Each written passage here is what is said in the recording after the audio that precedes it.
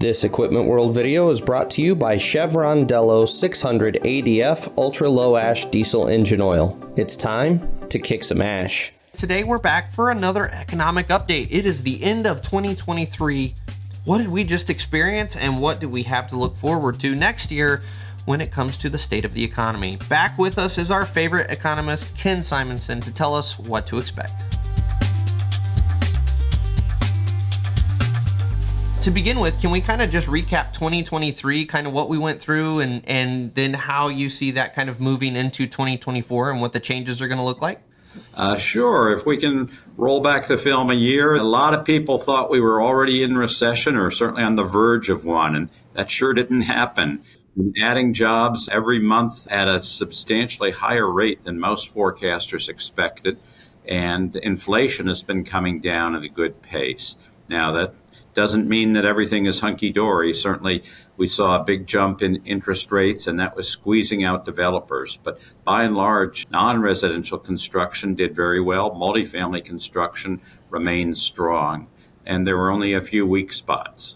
It's so interesting to kind of have our boots on the ground take on everything, and then here you come in at the 30,000 foot view and see those things line up, because that is exactly what we experienced this past year. We saw a big slowdown in the residential side of our business, but commercial was still just clicking away. All of our competitors and friends that were in that side of the industry were still just booming jobs like crazy.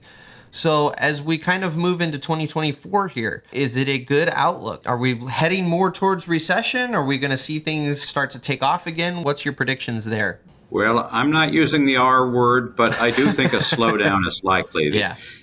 We had this really exceptional growth in real gross domestic product. That's the econo-speak for inflation-adjusted production of all goods and services in the economy, net of inflation and net of imports. 5.2% increase at what's called a seasonally adjusted annual rate from the second quarter to the third quarter.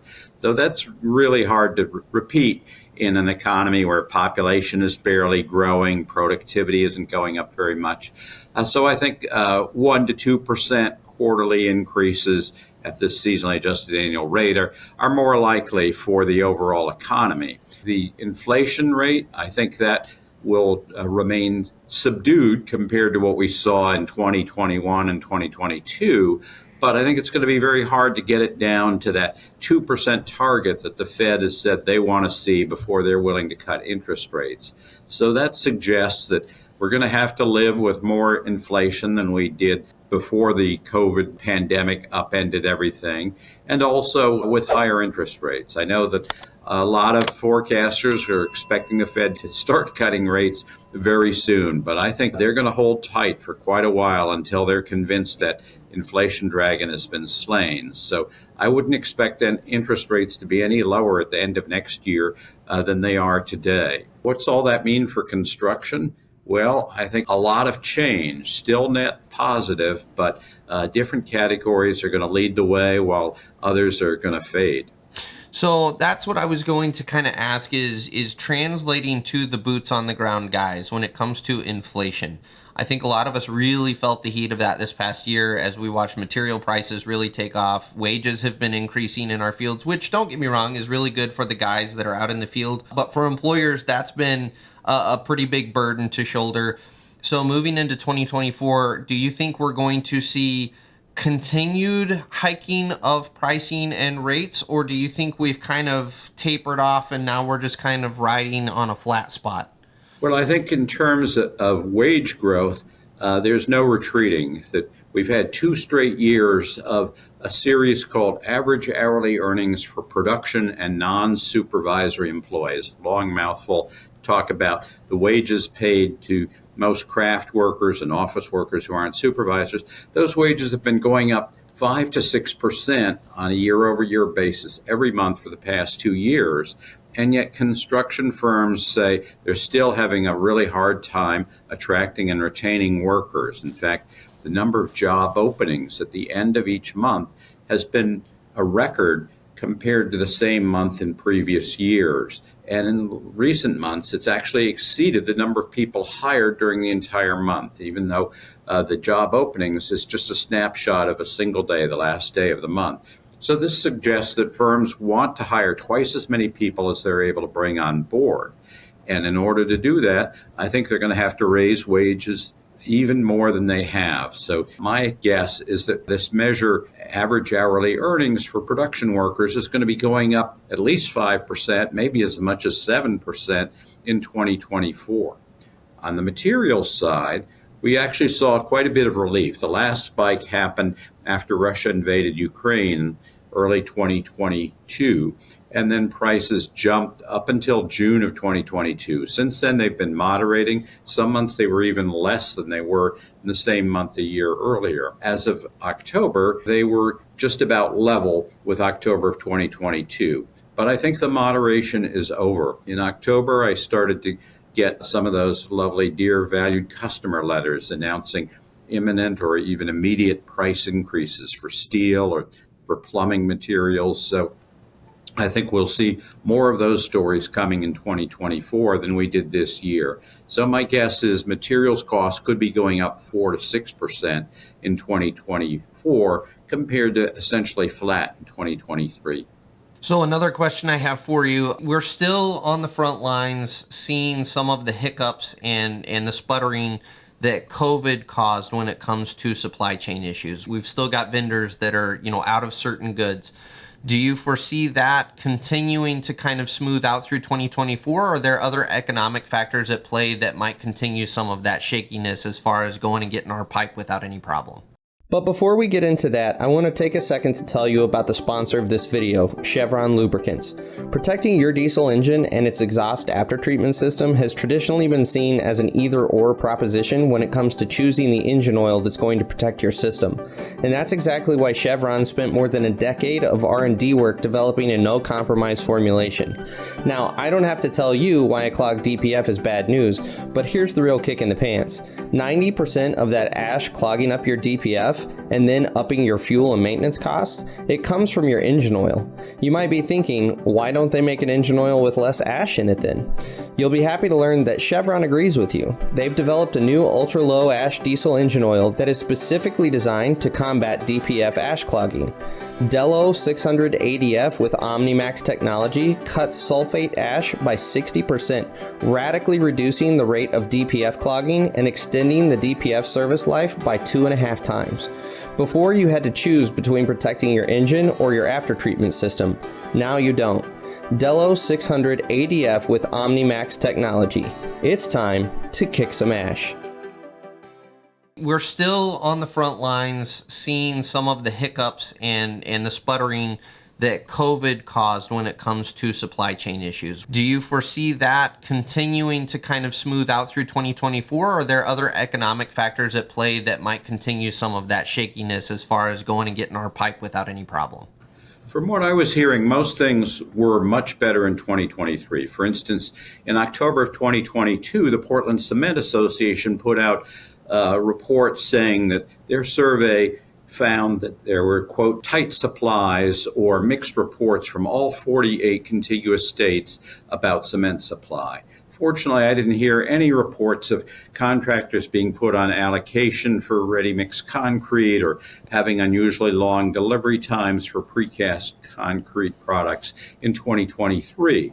But I also haven't been reading reports of massive new supplies of cement coming on stream. So I think as we see more infrastructure projects, big power projects, and huge manufacturing plants going up, that's going to add to demand for concrete at a time when the cement supply is fairly static. And we could, again, be in for spot shortages for that. The one item that has been a problem throughout 2023, and I don't hear any relief coming soon, is for electrical equipment, specifically switchgear, transformers, and some of the components for controlling elevators, HVAC, and communications and security systems. So this has really stretched out the completion time for apartment buildings and other kinds of projects.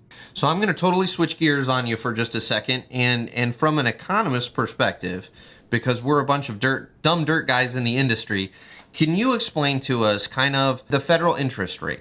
A lot of people, especially in our field, really view that hiking of the interest rates as a very negative thing.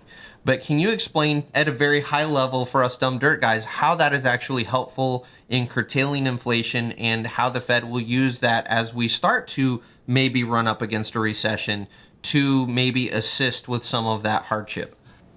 Yes, the Federal Open Market Committee is the group that sets a short-term interest rate target, specifically the target rate that they want to see banks lending to each other overnight. So that's a very short-term rate. And this rate is set by a committee that includes the 7 governors of the Federal Reserve System in Washington, led by Chair Powell, and the presidents of 12 regional Federal Reserve banks. They meet every 6 to 8 weeks to assess what is the condition of the economy, specifically where is inflation headed, but also job growth. That they have a dual mandate, as it's called, to ensure full employment to the extent possible, but also to keep inflation tamped down. Clearly a delicate balancing act. So they raised interest rates something like 10 times in 2022, 2023, up to mid-year, and they've been on pause for a while. And the idea is that by making short-term money more expensive for banks, the banks in turn will push up their interest rates.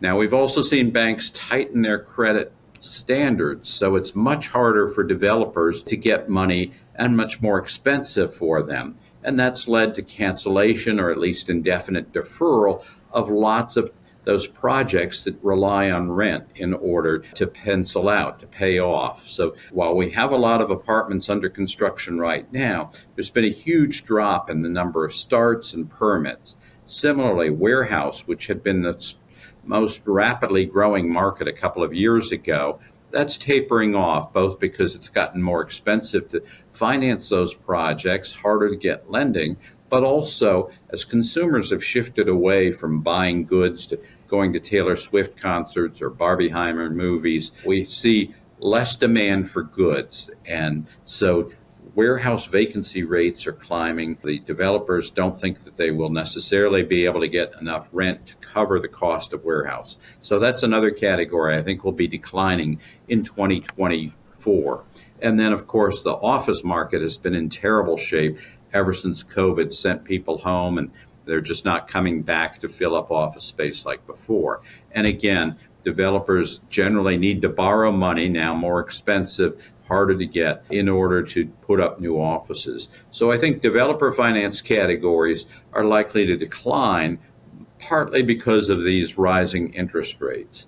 Now, long-term interest rates, which help determine what home buyers have to pay in terms of mortgage, those have gone up for somewhat different reasons. Partly the large federal deficits that we keep running and Congress's unwillingness to balance the books by either raising taxes or cutting spending. The mortgage rate went from below 3% to nearly 8%. It's come back down to around 7%, but that's still priced a lot of people out of buying a home, and it's caused others to be locked in. That is, they don't want to give up that low mortgage rate in order to buy the home they want if they're going to have to pay twice as much in monthly payments. Interesting. So essentially, by raising the interest rate, you are curtailing some of the expenditures that aren't necessarily needed. And then as a result, it kind of slows inflation. Am I understanding that relationship correctly? That's right. That the Fed worries about the economy overheating. That is too much demand for the supply capacity.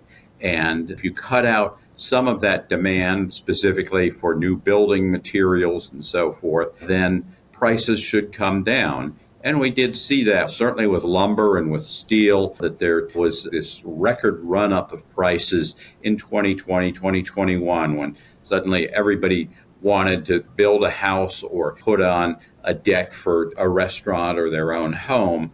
Lumber prices hit record highs at a time when the mills were shut down. They couldn't get workers back. Lots of problems that have generally cleared up. So to the extent that demand was still too high, raising interest rates did choke off or defer some of that demand. Interesting. Well, Ken, As always, thank you so much. These are always so insightful. They're helpful. And like I said earlier, it's nice to kind of pick your head up from being down in the trenches and get that 30,000 foot view just to get a better idea of what to expect. I'm glad to chat with you anytime, and have a great start to 2024. I think there will be a lot of opportunities, particularly on categories like manufacturing, data centers, and hopefully finally getting some more infrastructure money out of the federal government, and also a lot of support for alternative energy projects. And I think that's going to outweigh decline in multifamily and in developer finance non-residential categories. Well, have a great 2024, and we'll chat at you probably halfway through the year to get another update from you. Sounds good. Well, thank you again for Ken coming on the show to tell us what to expect in 2024. And I hope this has been good news for a lot of us. I know those of us in the residential market like myself, it's not the best news, but at the same time, Ken didn't use that R word. So it might not be as dire as we're all anticipating currently. So as always, thanks for watching, and we'll see you next year in 2024.